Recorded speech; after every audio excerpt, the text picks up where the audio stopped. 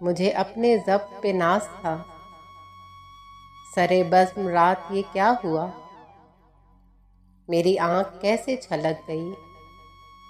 मुझे रंज है ये बुरा हुआ, मेरी ज़िंदगी के चिराग का ये मिजाज कोई नया नहीं।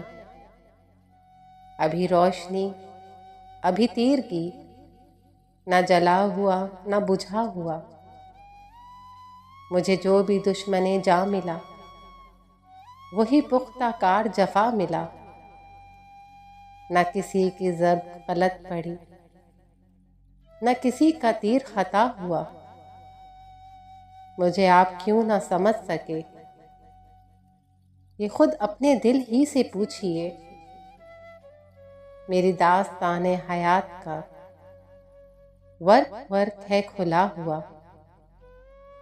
जो नजर बचा के गुजर गए मेरे सामने से अभी अभी, ये मेरे ही शहर के लोग थे, मेरे घर से घर है मिला हुआ। हमें इसका कोई भी हक नहीं कि शरीके बज़्म खुलूस हों। न हमारे पास नकाब है, न कुछ आस्ती में छुपा हुआ।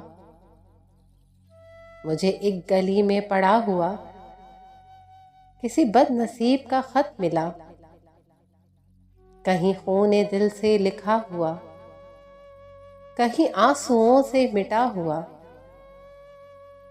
मुझे हम सफर भी मिला कोई, तो शिकस्त हाल मेरी तरह, कई मंजिलों का थका हुआ, कहीं रास्तों में लुटा हुआ।